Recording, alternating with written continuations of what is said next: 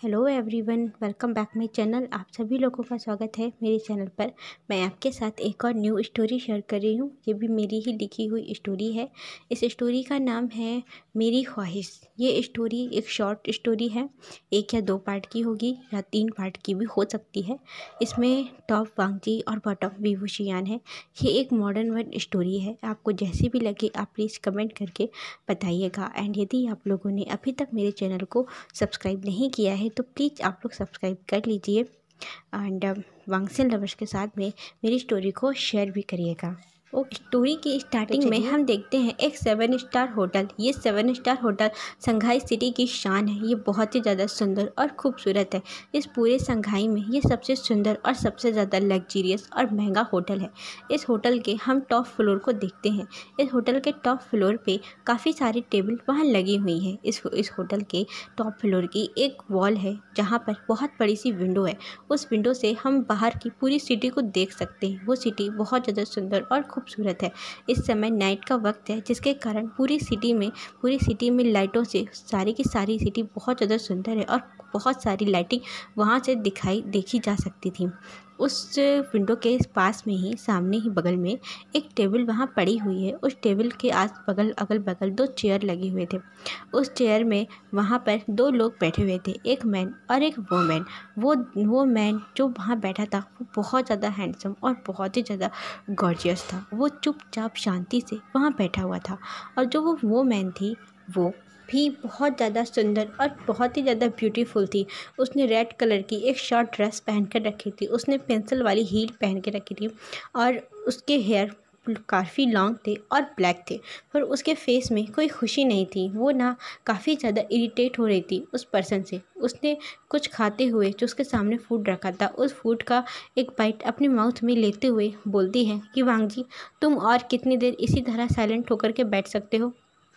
तो वांगजी ने उसकी तरफ एक नज़र उठाकर देखा और फिर उसने अपनी कॉफ़ी की एक सिप ली और बोलता है कि तुम बोलो, तुम यहाँ क्या कहने आई थी? तुम मुझसे कुछ कहने आई थी? तो वो बोलती है कि हाँ, मैं तुमसे कहने आई थी, मैं तुमसे ब्रेकअप चाहती हूँ। तो वांगजी ने कुछ नहीं बोला और उसकी तरफ वो देखता रहा। वो बोलती है कि हाँ मिस्टर लैंड वांगजी, आपके पास मेरे लिए टाइम नहीं है और आप मेरे टाइप के नहीं हैं। मैं समझ गई, हम दोनों कभी भी एक साथ नहीं रह सकते। मेरा और आपका नेचर बहुत अलग है। आप बहुत ही ज़्यादा बोरिंग पर्सन है, हार्टलेस हैं, फीलिंगलेस हैं। आपके अंदर कोई इमोशन नहीं है और मैं ऐसे मैन के साथ नहीं रह सकती। आप एक चलते फिरते टाइम टेबल हैं। आपको हर वक्त हर चीज़ बहुत ही ज़्यादा क्लीन और टाइम से चाहिए होती है, पर मैं नहीं ऐसा कर सकती। मुझे फ़न चाहिए लाइफ में। मैं लाइफ को बहुत ही ज़्यादा इंजॉय करके जीना चाहती हूँ। मैं हर एक मोमेंट को जीना चाहती हूँ और मेरा और नेचर बहुत अलग है। मेरा और आपका नेचर बहुत अलग है। तो वांगजी ने कहा कि ठीक है, आपको मेरे बारे में कुछ बताने की ज़रूरत नहीं है। आप मुझसे ब्रेकअप चाहती हैं तो फ़ाइन, आज से हम ब्रेकअप करते हैं। इतना बोल करके वांगजी वहाँ से खड़ा होकर के वहाँ से वो पलट के जाने लगा। तभी वो खड़ी हुई और बोलती है कि पर मैं तुमसे कुछ कहना चाहती हूँ। तो वांगजी ने वहीं खड़े होकर के अपने जो उसके हाथ में उसका चश्मा था उसने अपनी आँखों में वो चश्मा लगाया और बिना मुड़े उसकी तरफ बिना देखे बोलता है कि और क्या कहना है, आज से मेरा और तुम्हारा कोई रिश्ता नहीं। मैं तुम्हें नहीं जानता और तुम मुझे नहीं जानती। आज से तुम मुझे वांगजी नहीं, प्रेसिडेंट लैंड वांगजी बोलना। और हाँ, मैं तुम नहीं आप हूँ। इतना बोल करके वांगजी वहाँ से चला गया और वो लेडी वहाँ खड़े होकर के बस वांगजी की तरफ ही देखती रह गई। अब हम देखते हैं कि वांगजी आकर के अपनी कार में बैठता है, जहाँ पर उसके कार में पहले से ही उसका असिस्टेंट शुयांग वहाँ बैठा हुआ था। जब उसने देखा कि वांगजी वहाँ अकेला आया तो उसने मुड़ करके देखा और बोलता है, बॉस आप अकेले क्यों आए? आपकी गर्लफ्रेंड कहाँ है? तो वो बोलता है वांगजी कि तुम चलो यहाँ से, मेरा और उसका ब्रेकअप हो गया। ये सुन करके वो जो शुयांग है उसका असिस्टेंट वो शॉक और वो बोलता है, क्या ब्रेकअप हो गया? बॉस, ये आपकी 27वीं गर्लफ्रेंड थी जिससे आपने ब्रेकअप लिया है और इससे रिश्ता तो आपका काफ़ी लॉन्ग टाइम तक चला था, पूरे 2 महीने तक चला था। तब वांगजी ने कुछ भी नहीं बोला और अपने आप को सीट के पीछे टिकाते हुए आराम से लीन होते हुए अपनी आंखों को उसने बंद किया और अपनी आंखों से उस चश्मे को हटा करके रखा, नीचे निकाल के अलग रखा। बोलता है कि चलो ऑफिस चलना है। तो शुयांग ने नोट किया और इसके बाद शुयांग अपनी कार को ड्राइव करके वहाँ से वो लेके जाने लगा। और वांग जी अपनी आंखों को बंद करके थोड़ा रिलैक्स होता है। और अब वो उसे ना, जब उसने आंखें बंद की थी तो कार चल रही थी। कार चलते हुए उसे हल्की सी नींद आ जाती है, तो जिससे कि वो वहाँ सो रहा था। तभी सोते हुए उसे एक ड्रीम आता है। वो ड्रीम बहुत ज़्यादा उसे डरा रहा था। वांग जी उस ड्रीम को देखते हुए उसके फोरहेड पे स्वेट आ रहा था और वो उसका फेस देख करके लग रहा था कि वो कितना ज़्यादा घबरा रहा है, परेशान है। उसकी आंखों, उसके फेस में वो परेशानी नज़र आ रही थी। वो अपने सपने में देख रहा था कि एक पैन पहाड़ी से नीचे लटका हुआ है और जो दूसरा मैन है उसने उसका हाथ पकड़ा हुआ है। वो जो मैन नीचे लटका हुआ है वो पूरे उसने ब्लैक कलर के रोब पहन कर रखे हुए हैं और जिसने उसका हाथ पकड़ा है उसने वाइट कलर के रोब्स को पहन रखा है और उसके फोरहेड पे एक रिबन है। और वो उससे बोल रहा है कि नहीं, मुझे छोड़ करके तुम नहीं जा सकते, तुम मुझे छोड़ करके नहीं जा सकते और मैं तुमसे बहुत प्यार करता हूँ, मैं तुम्हारे बिना नहीं रह सकता, तुम्हें वापस आना ही होगा, तुम्हें वापस आना ही होगा। और वो जो मैन है वो बोलता है, नहीं लंजा मुझे जाने दो, मेरा यहाँ कोई नहीं है, अब मैं नहीं जी सकता, मुझे अपने आप से ही नफ़रत हो रही है, मुझे अपने आप से नफ़रत हो रही है, मुझसे कोई प्यार नहीं करता। तुमने देखा ना, मुझसे हर कोई नफ़रत करता है, मुझे हर कोई मारना चाहता है। लंजा मुझे जाने दो, लंजा मुझे जाने दो। और वो जो मैन था जिसने वाइट कलर के रोब पहन कर रखे हुए थे वो बोल रहा था, नहीं विंग, मैं तुम्हें नहीं जाने दूंगा, मैं तुमसे बहुत प्यार करता हूँ, तुम मेरे लिए वापस आ जाओ, प्लीज़ विंग, तुम मेरे लिए वापस आ जाओ। तब विंग कहता है, नहीं, ऐसा नहीं हो सकता। तब जो वो लंजा है वो बोलता है कि नहीं विंग, ऐसा हो सकता है, मैं तुम्हें ऊपर बुला लूँगा, तुम मेरे लिए वापस आ जाओ। तो वो ना अपने हाथों से, जो लंजा है विंग को अपने हाथ से ऊपर की ओर वो खींचने लगता है। तभी ना वो देखता है कि एक तलवार उसके सामने आती है और वो जो तलवार है उस पहाड़ी के ऊपर लगती है, जिससे कि वो पहाड़ी नीचे गिरने लगती है, क्योंकि वो हील था नीचे लटकी हुई सी थी, तो वो नीचे गिरने लगती है, जिससे कि विंग ने उसका हाथ छुड़ाया। और जो लंजा है वो बहुत तेज चिल्लाता है, विंग। तब विंग ना चिल्लाते हुए बोलता है कि लंजा, मेरा इंतज़ार करना, यदि मेरा और तुम्हारा प्यार सच्चा हुआ, हम दोनों का मिलना यदि तय है, तो हम लोग अगले जन्म में फिर मिलेंगे। इतना बोलते हुए विंग वो नीचे पहाड़ी की तरफ गिर जाता है और लंजा बस यहाँ चिल्लाता हुआ, रोता हुआ रह जाता है और उसकी धड़कन वहीं रुक जाती है। और ये सब देख करके वांग जी की आँख एकदम से खुली और वो बहुत गहरी गहरी सांसें लेने लगता है। और जब उसकी आँख खुलती है तो उसने देखा कि अब बहुत ज़्यादा रात हो गई थी, अंधेरा था और वो अब उस कार में अकेला था, कोई नहीं था। जब वांग जी ने जल्दी से उस कार का डोर ओपन किया और वो बाहर आया। उसने बाहर आकर के देखा तो वहाँ जो शुयांग है वो बाहर निकल के एक तरफ कार से थोड़ी दूर जा कर के फ़ोन में बात कर रहा था। वांग जी पूरी तरह से स्वेट से भीग चुका था, उसका जो कोट है वो भी ना उसकी शर्ट अंदर की भीग गई थी। तो उसने अपने कोट को बाहर निकाला और अपने एक हाथों में उस कोट को डाला और वो ना शुयांग के पास गया और शुयांग के शोल्डर पे उसने हाथ रखा। तब शुयांग ने पलट के उसकी तरफ देखा और बोलता है, बॉस क्या हुआ? देखा कि बॉस की हालत बहुत ज़्यादा ख़राब है। तब बोलता है, बॉस क्या बात है, आप इतना ज़्यादा घबराए हुए क्यों हैं? शुयांग ना थोड़ा परेशान हो गया। तो वांग जी कहता है, मुझे कार की दो, मुझे कहीं जाना है। तो शुयांग कहता है, पर आपको कहाँ जाना है, बताइए ना, बहुत रात हो गई है, इतनी रात को आप कहाँ जा रहे हैं? तो वांग जी कहता है कि नहीं, मुझे अपनी की दो और तुम ना अपने घर चले जाओ। तब तो शुयांग कहता है, लेकिन तो शुयांग ने कार की निकाल के उसके हाथ में दे दी। फिर वांग जी वहाँ से लौट के आता है, कार ड्राइव करता है और वो वहाँ से निकल जाता है। और यहाँ शुयांग बस वांग जी की तरफ देखे जा रहा था कि इन्हें हुआ क्या। और शुयांग बस कुछ देर खड़े होकर के उसने अपने फ़ोन से एक कैब बुलाई, बुक की और वहाँ से उस कैब में बैठ करके वो चला जाता है। और हम देखते हैं कि वांग जी अपने आप बस कार चलाए जा रहा था। वो कहाँ जा रहा था, किस तरह जा रहा है, उसे कुछ भी नहीं पता था। वो बस कार को ड्राइव किया जा रहा था और कहाँ को जा रही है वो नहीं जानता। उसके कानों में उसे आवाज़ें सुनाई दे रही थी, लंजा लंजा लंजा, जैसे उसे कोई बुला रहा हो। बस उसके माइंड में यही चल रहा था, उसे ईयर में उसकी आवाज़ सुनाई दे रही थी। और और वांग जी वहाँ से बढ़ता हुआ चला गया। फिर उसने अपने हेड को बहुत तेज़ी के साथ शेक किया और वो कार को ड्राइव करने लगा। जब देखता है कि वो ना सिटी से बहुत ज़्यादा दूर आ चुका है, बहुत ज़्यादा दूर, और देखता है कि अब वहाँ पर जंगल का एरिया स्टार्ट हो गया था और बहुत ज़्यादा डार्क था कि वो कहाँ को जाए, उसे समझ नहीं आ रहा था। तभी ना मौसम एकदम से ख़राब होने लगता है, बहुत तेज़ आंधी आने लगती है, तूफान आने लगता है, बहुत तेज़ हवाएं चल रही थी। तब वांग जी ने अपनी कार को मोड़ा और उसे एक रास्ता नज़र आती है। उस रास्ते की तरफ बिना सोचे समझे वो चला जाता है। हम देखते हैं कि वांग जी वहाँ से पहुँचते हुए ना एक हिल के ऊपर चढ़ता है। जब देखा वो एक हिल थी, पहाड़ी थी, तो वांग जी देखकर थोड़ा परेशान था कि ये कौन सी जगह है, उसे नहीं पता था। वो कार भी ना उसकी अब बंद पड़ गई थी। अब वो कार से वो कैसे जाए, कार चल ही नहीं रही थी। तब वो कुछ देर तक ट्राई करता है ताकि वो कार चले, पर वो कार ना रुकी थी और वो चल नहीं रही थी, कार बंद पड़ी थी। तब वांग जी ने अपनी कार को वहीं खड़ा किया, छोड़ा और उस कार से बाहर निकलता है। बाहर आया, उसने बाहर आकर के वो चारों तरफ देखता है कि कोई उसे वहाँ दिख जाए, कहीं कि कोई उसे कहीं रास्ता दिख जाए जिससे वो पूछे कि उसे कहाँ जाना है और ये कौन सी जगह है। ऐसे ही सोचता हुआ ना वांग जी आगे की तरफ बढ़ता है। वो ऊपर पहाड़ी के ऊपर चढ़ता जा रहा था, क्योंकि रास्ता ऊपर को जो रास्ता बना था वो उसे ऊपर को ही लेकर जा रहा था। तो वांग जी ऊपर की तरफ चलता जा रहा था और जो तूफान है, हवाएं हैं, वो बहुत ज़्यादा तेज़ हो रही थी। जैसे जैसे वांग जी पहाड़ी के ऊपर चढ़ रहा था वो हवा और भी ज़्यादा तेज़ हो रही थी, जिससे कि ना उसे प्रॉब्लम हो रही थी ऊपर जाने में। फिर वांग जी ने देखा कि अब काफ़ी ज़्यादा डार्क हो गया है, अंधेरा हो गया है, उसे आगे का रास्ता नज़र नहीं आ रहा था। फिर उसने अपना फ़ोन निकाला, अपने फ़ोन की फ्लैश लाइट ऑन करते हुए वो आगे की तरफ बढ़ता है। तब उसने देखा कि उसे ना आगे से एक कोई ओल्ड लेडी उसे आगे से आते हुई नज़र आ रही थी। तब वांग जी ने सोचा कि ये ऊपर से कहाँ आ रही, क्योंकि वो लेडी ना ऊपर पहाड़ी से नीचे की तरफ आ रही थी और कोई नहीं था। सिर्फ इतने बड़े इलाके में, एरिया में, वहाँ पर जंगल के एरिया में, पहाड़ी के ऊपर ऐसे अंधेरे में सिर्फ वही एक लेडी ना उसे आती हुई नज़र आ रही थी और कोई नहीं दिख रहा था, वो भी इतनी रात में। तब वांग जी ना थोड़ा सा घबराता है और डरते हुए उस लेडीज़ के पास जाता है, उससे पूछता है कि एक्सक्यूज़ मी। तो उस लेडी ने उसकी तरफ देखा और वो ना उसके फेस में एक हल्की सी स्माइल थी उस लेडी के, और मुस्कुराते हुए पूछती है, हाँ कहिए क्या बात है। तब वांग जी कहता है कि आप यहाँ कहाँ से आ रही हैं और आप बताएंगी कि ये कौन सा प्लेस है, मैं रास्ता भटक गया हूँ, आप मुझे रास्ता बताएंगी। तो वो जो लेडीज़ है वो बोलती है कि आप कहाँ से आए हैं।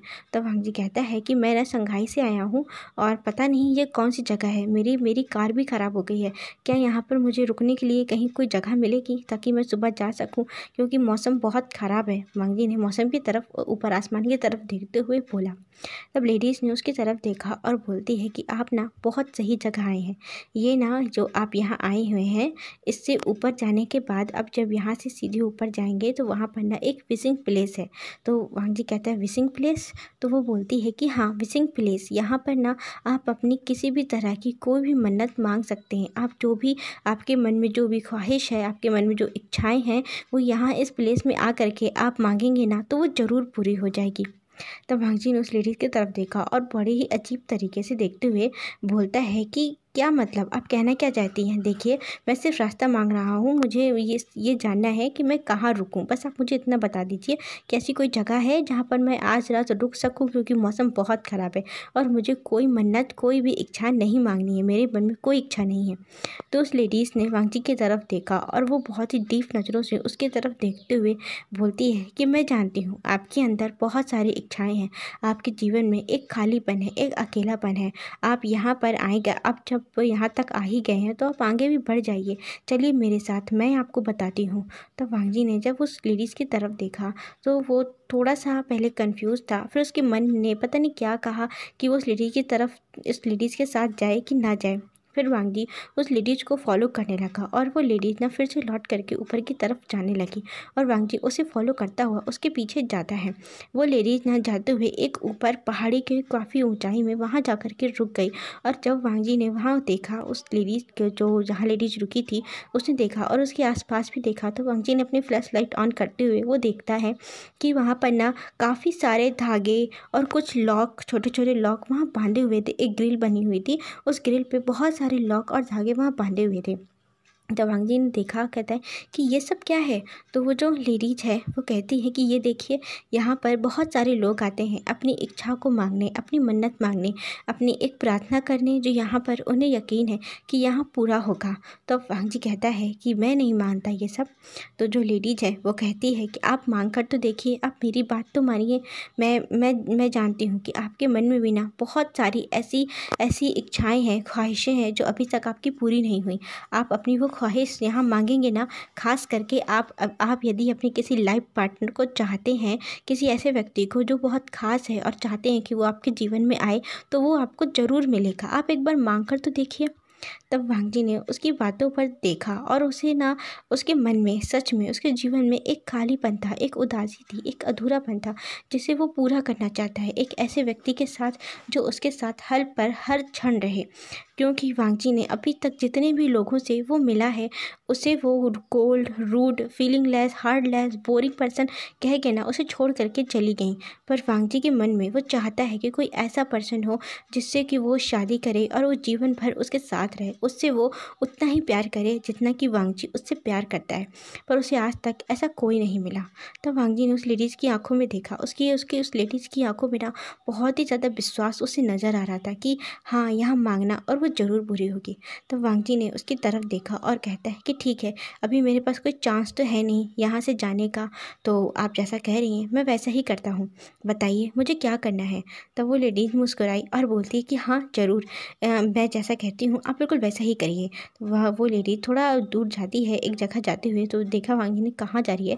तो वो लेडीज़ ना जब जब देखा कि एक बहुत छोटा सा मंदिर टाइप का कुछ बना हुआ था, टेम्पल जैसा बना था, वो उसके अंदर गई। वहाँ से जा कर के वो एक लाल धागा लेकर आती है, रेड कलर का धागा लेके आती है और उसने वांग जी को दिया और बोलती है कि आप ना अपनी आँखों को बंद करके इस धागे को इस ग्रिल में बांधिए और अपनी एक फिंगर को काट करके आप अपना ब्लड इस जो नीचे खाई है, इस खाई के अंदर अपने ब्लड को डालिए। तो वांग जी कहता है क्या, ये कैसे हो सकता है, मैं अपनी फिंगर को काटूं। तो कहती है हाँ, जैसा मैं कह रही हूँ आप वैसा ही करिए। यदि आप चाहते हैं कि आपके मन में जो ख्वाहिश है, जो इच्छा है, वो आपकी पूरी हो जाए, आप ऐसा ही करिए, देखना गॉड ना आपकी इच्छा ज़रूर पूरी करेंगे। तब वांग जी ने उसकी तरफ देखा और नोट किया। इसके बाद उसने उस धागे को उस ग्रिल पे बांधा, उसने 2 गांठ लगाई, वहाँ बांधा, अपनी मन में इच्छा लेते हुए वो मन में अपने बोल रहा था कि मुझे एक ऐसा पार्टनर चाहिए जो हर पल हर क्षण मेरे साथ रहे, मैं जैसा हूँ मुझे वैसा ही अपनाए, मेरा जैसा नेचर है मुझे मेरे नेचर के साथ मुझे अपनाए, मेरी सारी अच्छाइयाँ, बुराइयाँ, कमियाँ उस सबको एक्सेप्ट करे। मुझे ऐसा ही एक पर्सन चाहिए जो कि मेरे जीवन के अधूरेपन को, खालीपन को भर दे। मेरे पास सब कुछ है, हर चीज़ है, मैं इतने बड़े कॉरपोरेशन का, लैंड कॉरपोरेशन का प्रेसिडेंट हूँ, पर फिर भी मैं अधूरा हूँ, अकेला हूँ।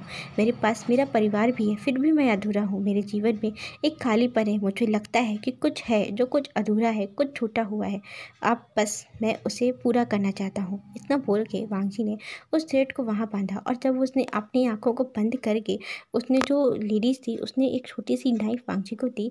वांग जी ने अपनी आँखों को बंद करके उस नाइफ से अपनी फिंगर टिप को कट किया, जिससे कि वांग जी की फिंगर से काफ़ी ब्लड आ रहा था। और जब वो फिंगर को कट कर रहा था तो उसकी आंखों के सामने वही ब्लड से भरा हुआ उसका हाथ, जो कि उस लंजान ने उस विंग का पकड़ के रखा हुआ था, वही आ रहा था। उस विंग का वो फेस, कि उसमें कितना ज़्यादा दर्द, कितना ज़्यादा पेन था, और विंग की वो गूंजती हुई आवाज़ें जो उसे लंजा लंजा लंजा कब इस तरीके से उसे बुलाती हैं। वांग जी के कानों में बस यही सब गूंज रहा था और उसके दिमाग में वो विंग का वो पेन, कितना दर्द था उसकी उस फेस में, उसकी उस आँखों के टीयर्स में जो कि वो बह रही थी उसकी आँखों से। और वो लंजा, वो भी कितना ज़्यादा पेन में था अपने प्यार को इस तरह जाते हुए देख करके। वांग जी के मन में यही सब था और वो इमोशनल होते हुए उसने अपनी फिंगर को कट किया और वो ब्लड ना उसने खाई के नीचे डाला, जैसे कि वो लेडीज़ ने उससे कहा था। तो वांगजी का ब्लड उस खाई के नीचे गिरता है और इसके बाद वांगजी ने उस लेडीज़ की तरफ देखा तो उस लेडीज़ ने कहा कि बस आपका काम हो गया, देखना आपकी मनोकामना जरूर पूरी होगी, आपने जो मांगा है वो ज़रूर पूरा होगा। तब वांगजी कहता है कि क्या सच में ऐसा करने से होगा, ये सब तो मुझे इस पर बिलीव नहीं है। तो लेडीज़ मुस्कुराती है और कहती है कि देखना सब पूरा होगा, ज़रूर पूरा होगा। इतना बोलते हुए ना लेडीज वहाँ से जाने लगती है। तो वांगजी ने उसकी तरफ देखा और कहता आप कहाँ जा रही हैं, मुझे बताइए तो कि मैं आज रात कहाँ रुकूँ, मौसम बहुत ख़राब है। तभी ना अचानक से वहाँ बारिश होने लगती है। जब वांगजी ने ऊपर आसमान की तरफ देखा कि बारिश हो रही है और जब उसने उस लेडीज़ की तरफ देखा कि देखिए अब मौसम ख़राब है, तो वो लेडीज ना वहाँ से अब गायब हो चुकी थी, वो वहाँ नहीं थी। जिसे देख करके वो बहुत ज़्यादा घबरा गया, वांगजी डर गया। और हम देखते हैं कि वांगजी की वो बूंद, वो ब्लड की बूंद थी, उसने नीचे खाई में डाली थी। वो बूंद नीचे खाई में जाते हुए काफ़ी दूर तक वो बूंद जाती है और वो जा करके एक बहुत बड़ा राउंड सर्कल का कवच जैसा वहाँ बना हुआ था, उससे जा करके उस कवच से वो टकरा जाती है। वो कवच एकदम से बहुत ज़्यादा तेज रोशनी प्रकाश करता हुआ वो टूटता है और वो टूटने के बाद हम देखते हैं कि वहाँ पर एक पर्सन जो कि उस कवच के अंदर वहाँ सोया हुआ था और वो बर्फ़ की बहुत चौड़ी सी बहुत मोटी सी शिला थी, उस बर्फ़ की शिला के ऊपर वहाँ पर वो सोया हुआ था। और जब वो बूंदों से कवच टूटा तो उसकी आंखें भी ना, वो अपनी आंखों को अपनी हिलाने लगता है अंदर से, अपनी आंखों को हिलाते हुए उसके एक हाथों को भी, उसके हाथ भी हिलते हैं। उसके बाद उसने अपनी आंखों को ओपन किया और उसने चारों तरफ देखा। एक मैन जो कि वहीं आया हुआ था, खड़ा था, उसके पास था ही शायद वो उसका ख्याल रख रहा था इतने सालों से। तो उस मैन ने उसकी तरफ देखा और वो कितना ज़्यादा मुस्कुराया, उसे देख कर कितना हंसा, इतना बहुत ज़्यादा खुश था। और उसकी आइज़ में ना इमोशन से भरे हुए वो टीयर थे, उसकी आंखें भर आई थी। वो मैन ने जब देखा कि उसकी आंखें, जो वो मैन है वो इतने सालों से सोया हुआ है, वो वहाँ अब जाग चुका है, तो वो तुरंत उसके पास आता है और उसने देखा कि विंग, उसने बोला विंग तुम जाग गए, तुम इतने सालों बाद तुम जाग गए, तुम्हारे प्यार ने, जिसका तुम्हें इतने सालों से इंतज़ार था, उसने तुम्हें याद किया है ना, इसीलिए तुम ना अब जागे हो, तुमने अपनी आंखों को खोला है। तब विंग ने उन मैन की तरफ देखा और बोलता है बाबा आप। विंग बहुत ज़्यादा शॉक था, बहुत ज़्यादा। तो जो वो मैन है भी चांग से हैं, वो बोलते हैं क्या विंग तुमने मुझे पहचान लिया। तो विंग कहता है बाबा मैं आपको कैसे भूल सकता हूँ, आप मेरे बाबा हैं। तब विंग ना रोने लगा और रोते हुए उसने अपने बाबा को हक कर लिया और बोलता है बाबा मुझे नहीं पता था कि मेरे ख़त्म हो जाने के बाद आप मुझे मिलेंगे, गॉड ने आप मुझसे मिलवा दिया। तो उसके बाबा कहते हैं कि विंग तुम ख़त्म नहीं हुए हो, तुम जिंदा हो। तो विंग कहता है क्या, मैं कुछ समझा नहीं, माँ कहाँ है। तो जो वी चांगसे हैं वो बोलते हैं कि हाँ तुम्हारी माँ भी यहीं है, हम दोनों ने तुम्हारा ख्याल रखा है। तो विंग कहता है मतलब मैं क्या, मतलब ख्याल रखा है। तो जो कांगसे सरन है वो आई विंग के पास और बोलती हैं विंग। तो विंग ने देखा कि उसके पीछे उसकी माँ है, तो वो विंग इतना ज़्यादा खुश था और बोलता है माँ। वो उठ करके उस शिला से वो उठा और खड़े होकर के उसने अपनी माँ को गले लगा लिया और बोलता है माँ आप, क्या आप भी हैं यहाँ। मेरे मेरे जाने के बाद मुझे मेरे माँ और पापा मिल गए, गॉड ने मुझे आप दोनों से एक बार तो मिलवा दिया, मैं बहुत ज़्यादा खुश हूँ, बहुत ही ज़्यादा। मैंने आपको अपनी पिछली लाइफ में बहुत ज़्यादा याद किया था, मैंने बहुत ज़्यादा, और देखिए यहाँ आकर के आप लोगों ने मुझे मिलवा दिया। तो उसकी माँ है वो कहती है कि विंग तुम पूरी तरह से ज़िंदा हो और तुम्हें कुछ नहीं हुआ है, तुम्हें ना हमने बचा लिया है। जब तुम उस पहाड़ी से ऊपर नीचे गिर रहे थे तब मैं और तुम्हारे बाबा, हम दोनों यहाँ थे, हम दोनों यहाँ आए और हमने तुम्हें सेव किया, तुम्हारे वांगजी के लिए, तुम्हारे लंजा के लिए। तुम्हें पता है ना कि वो तुमसे कितना प्यार करता है। तुम्हारे अंतिम क्षणों ने उसने तुम्हें प्रपोज किया और जब तुम ना नहीं बच पाए, तुम्हारा हाथ उससे छूट गया और तुम यहाँ नीचे आने लगे, तब उसने अपनी आखिरी सांस में सिर्फ यही कहा था कि गॉड, कि मेरी जान के बदले आप मेरे विंग को बचा लीजिए। इसके बाद उसने ना तुम्हें नीचे गिरते हुए देखा तो वो ये सदमा बर्दाश्त नहीं कर पाया और उसकी हार्ट बीट वहीं रुक गई, जिससे कि उसकी मौत वहीं हो गई। उसने अपनी अंतिम सांसें उसी पल ली थी जब तुम नीचे गिरे थे। तब वीर ने जब ये सुना तो वो रोने लगा और कहता है क्या लंजा ने मेरे जान के बदले अपनी जान दे दी। तब जो वी चांगसे हैं वो बोलते हैं कि हाँ विंग, अब तुम्हारी बारी है कि तुम उसके जीवन के खालीपन को भरो, उस अधूरेपन को भरो। इतने सालों से वो तुम्हारा इंतज़ार कर रहा है, अपने प्यार का इंतज़ार कर रहा है, तुम्हें वहाँ जाना चाहिए। तब वेंग कहता है कि क्या लंजा मेरा इंतज़ार कर रहा है। कांसे सरन कहती हैं कि हाँ वेंग, जब तुम उसके पास जाओगे ना तब तुम्हें सब कुछ पता चल जाएगा, और वो जब जब तुम्हें तुम्हें याद करेगा तुम उसके पास हमेशा पहुंच जाओगे। इतना बोल करके कांसे और जो वी झांगसे है उन दोनों लोगों ने वेंग के सर पे अपना हाथ रखा। जैसे ही उन दोनों ने अपना हाथ एक साथ रखा ना तो वेंग के एक बहुत तेज उनके अंदर से, उनके हाथों के अंदर से एक प्रकाश होता है और वो वेंग के माइंड के अंदर चला गया, जिससे कि ना वेंग की जितनी भी दुख भरी यादें थी ये सारी यादें ना, ये जो वेंग इस समय अनटेम्प्ड में जो हम लोगों ने देखा था जो वही था, जो उसके साथ जो कुछ हुआ था, जितने लोगों ने उसके साथ गलत किया था, वो सारी यादें उन्होंने वेंग के दिमाग से हटा दी थी, मिटा दी थी। अब सिर्फ और सिर्फ उसे एक नाम याद था, अपने लंजा का और अपने लैंड वांगजी का, अपने हंगुन का, उसका चेहरा और उसका नाम उसे याद था, और कुछ भी उसे याद नहीं था। और उसे ये याद था कि उसके अंतिम क्षणों ने वांगजी ने उससे प्रपोज किया था।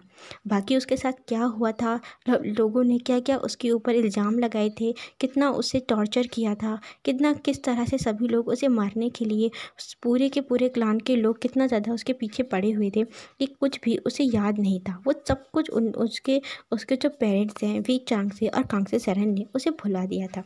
इसके बाद ना वो दोनों वहाँ से डिसअपेयर हो जाते हैं, और वहाँ से विंग भी उस जगह से डिसअपेयर हो जाता है वहाँ। और हम देखते हैं यहाँ वांगजी ना यही परेशान था, यहाँ बारिश हो रही थी, इस बारिश में वो परेशान था कि वो कहाँ को जाए, और वो लेडीज वो कहाँ चली गई, उसे देख रहा था कि अभी तो मेरे साथ थी।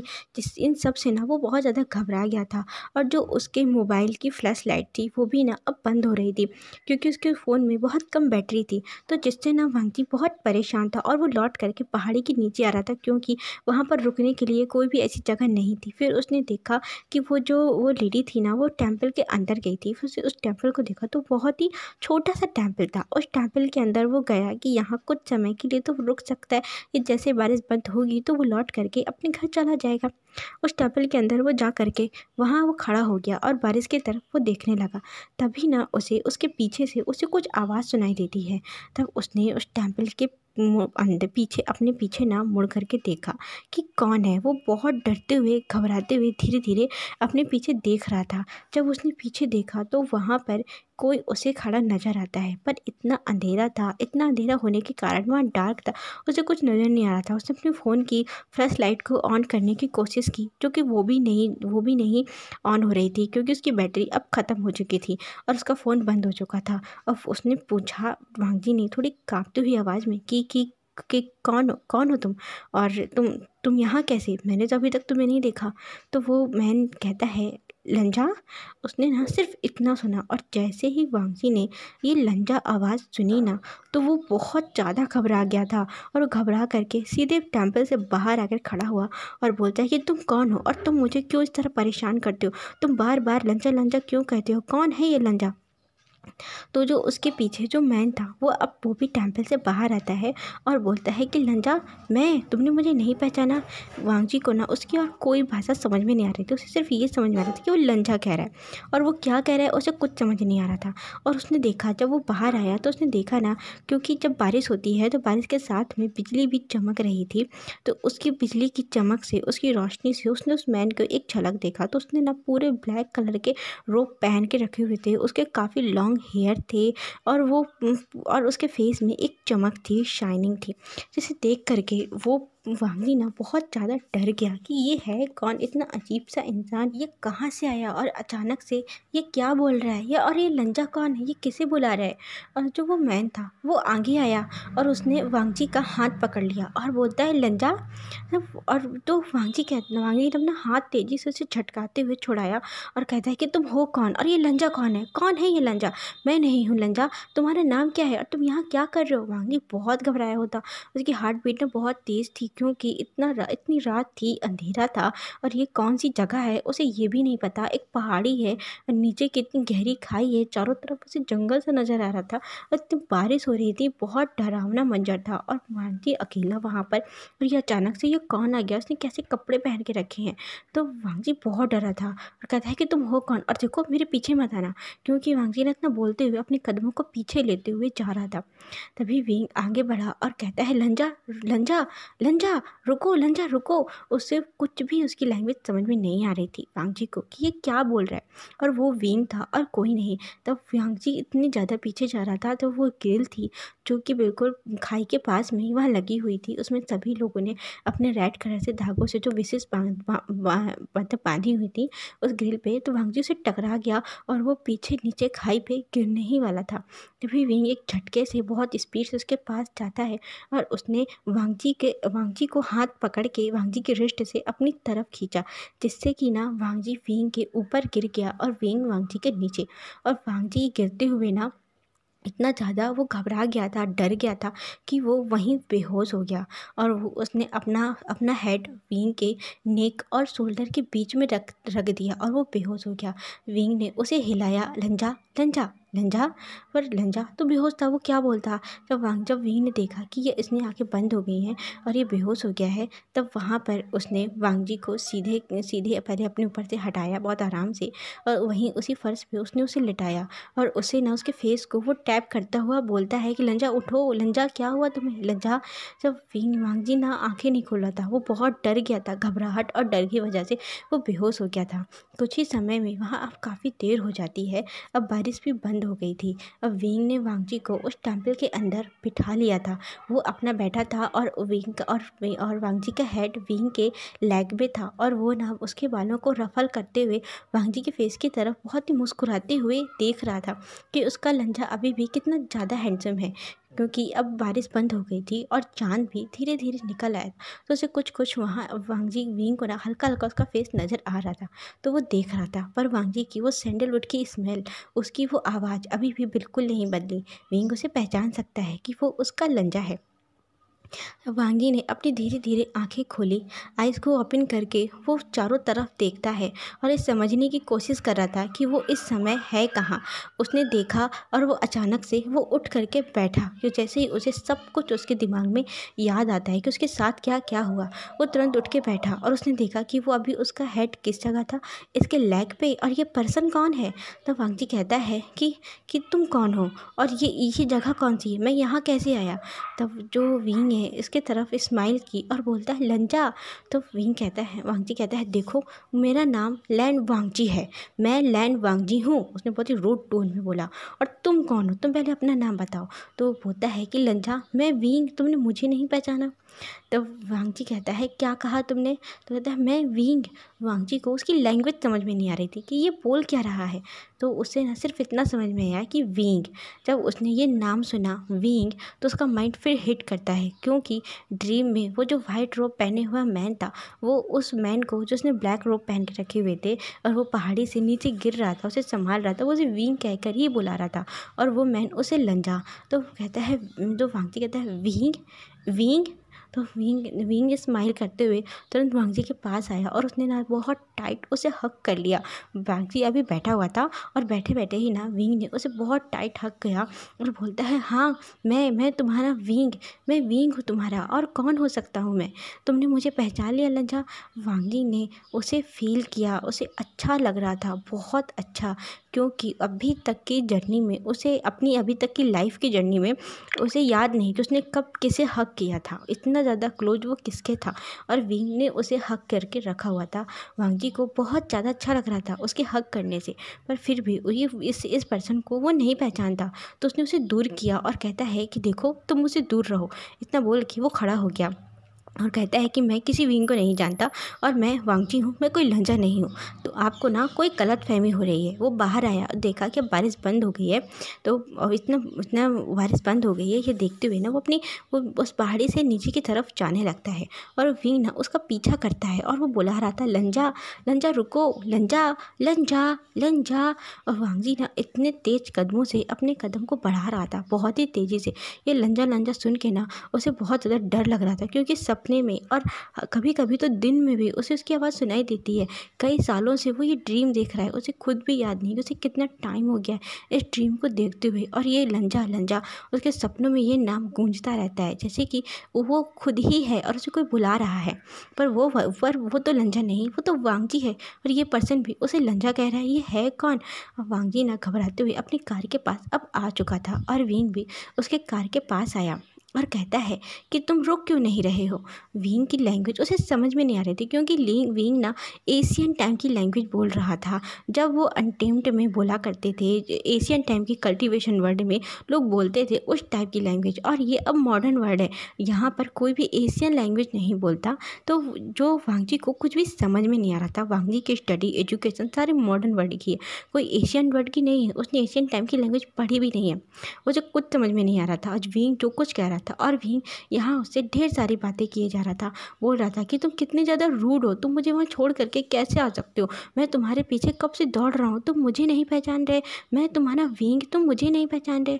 लंजा लंजा लंजा, तुम सुन क्यों नहीं रहे, तुम मेरी तरफ तो देखो, लंजा देखो ना। वांगजी ने अपनी कार का डोर ओपन किया और अपनी कार को स्टार्ट किया। जैसे ही विंग ने देखा कि वो कार स्टार्ट करके वहाँ से जाने लगा, तो विंग उस कार के पीछे दौड़ता है और वो चिल्ला रहा था, लंजा स्टॉप इट, लंजा लंजा। पर वांगजी कार स्टार्ट करके वहाँ से आगे बढ़ चुका था।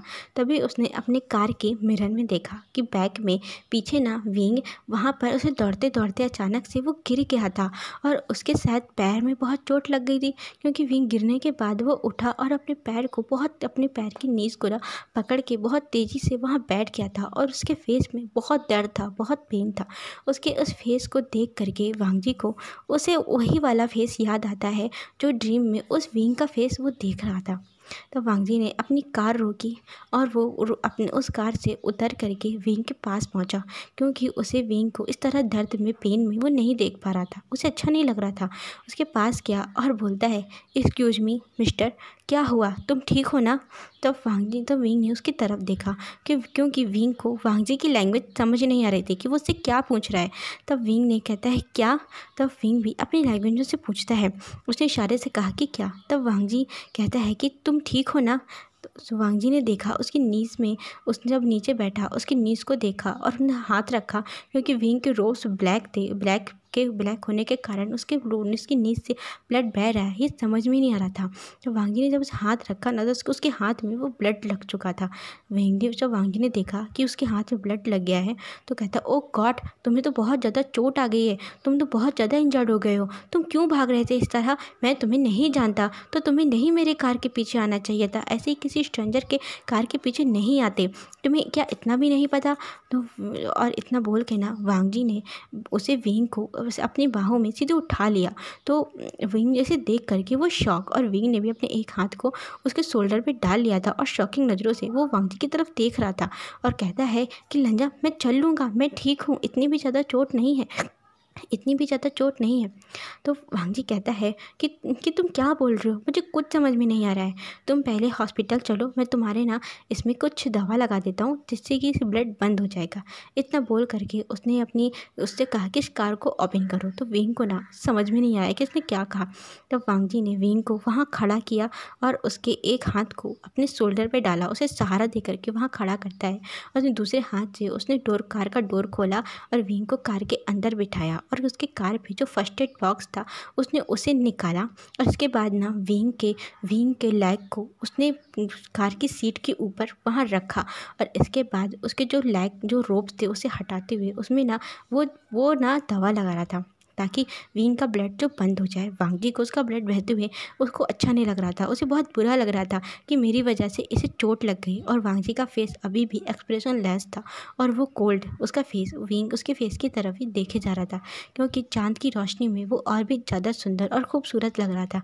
विंग ने देखा कि अब जो लंजा है पूरी तरह से बदल चुका है, उसके हेयर भी बहुत छोटे छोटे हो गए हैं, और उसने जो कपड़े पहने हैं वो उसके क्लोथ भी ना बहुत अलग हैं, उसने ना जाने कैसे कपड़े पहन कर रखे हुए हैं।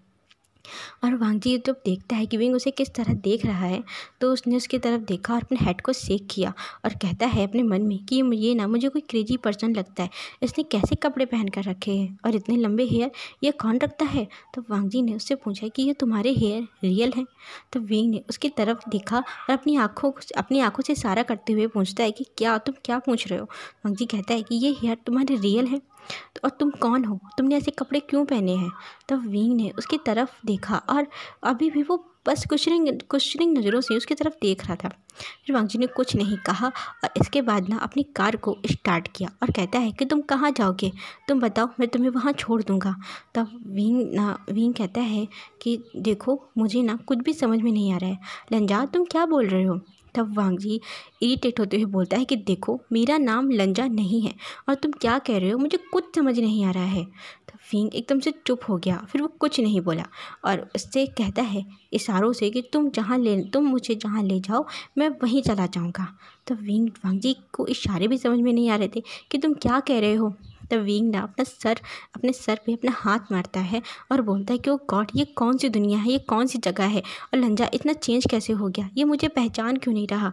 1 मिनट, माँ ने बताया था कि लंजा की डेथ हो गई थी, कहीं ऐसा तो नहीं कि लंजा का नया जन्म हुआ है और मुझे उसी समय पे माँ ने मुझे रोक कर रखा है, मुझे बचा लिया था। ओह गॉड, ये तो बहुत मुश्किल होगा, क्या लंजा का न्यू बर्थ है। ये सोचते हुए विंग ना वांगजी की तरफ देख रहा था और वांगजी भी अभी विंग की तरफ ही देख रहा था। विंग और वांगजी दोनों लोग एक दूसरे की आइज़ में देखते हैं। वो काफ़ी देर तक बहुत ही ज़्यादा ध्यान से एक दूसरे की आंखों में वो खोए हुए थे।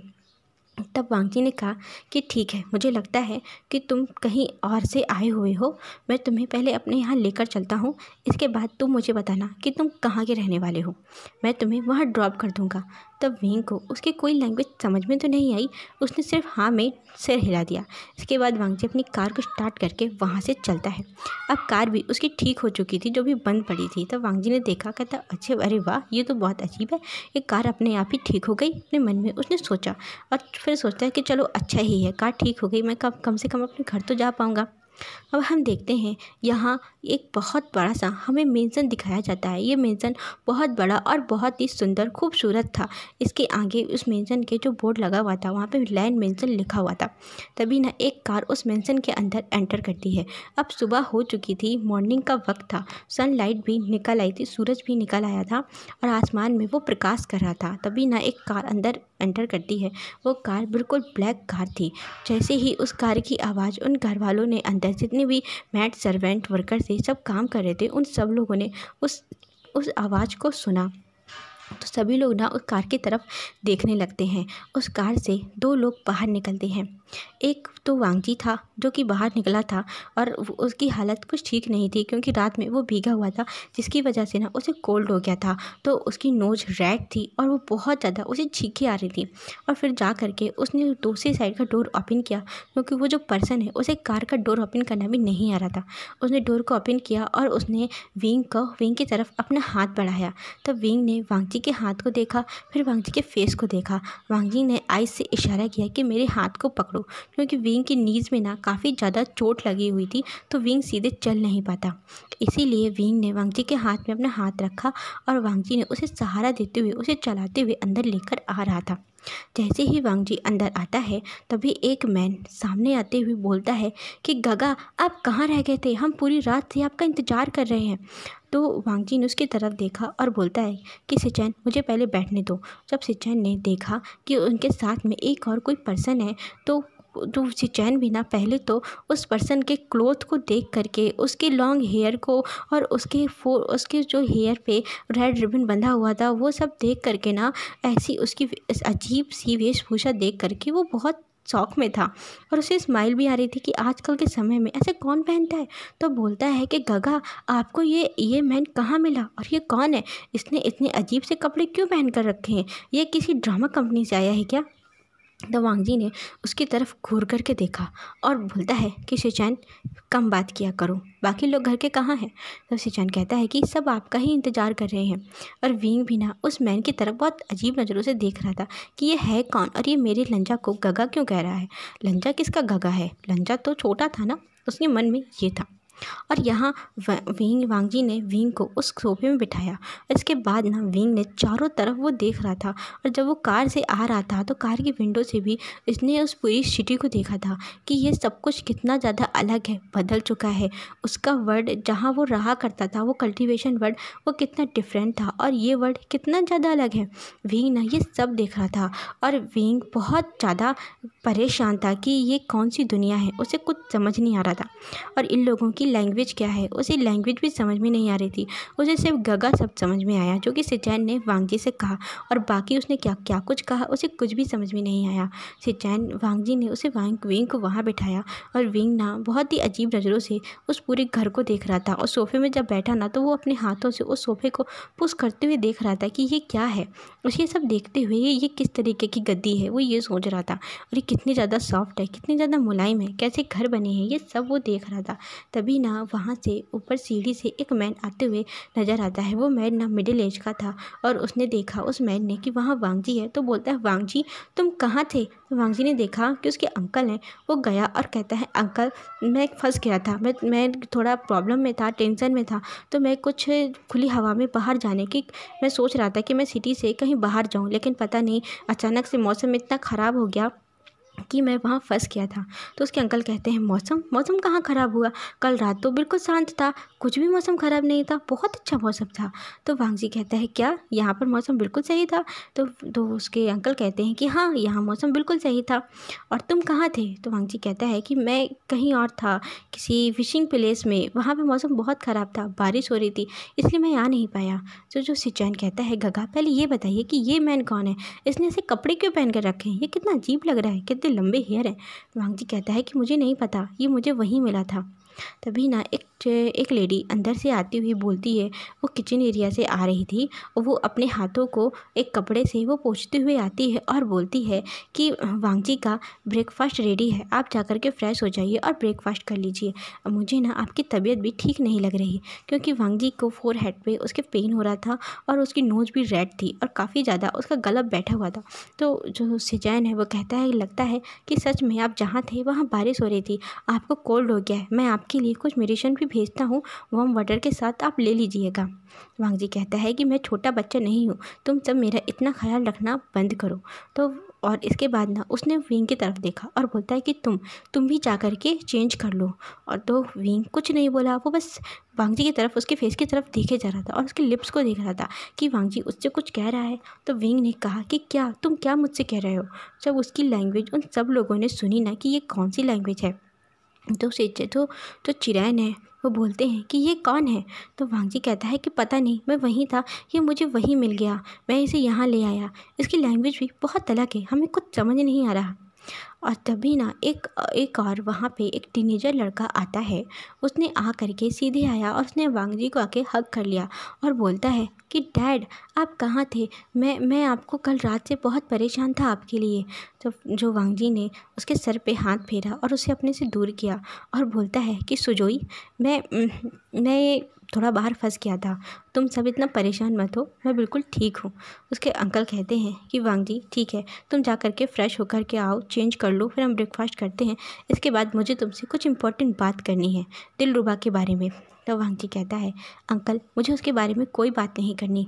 तो जो विंग ये सब देख रहा था वो बहुत इरिटेट हो रहा था, क्योंकि उसे इन लोगों की बातें कुछ भी समझ में नहीं आ रही थी, और विंग की बातें वो लोग नहीं समझ पा रहे थे। विंग बहुत सारी बातें करना चाहता था।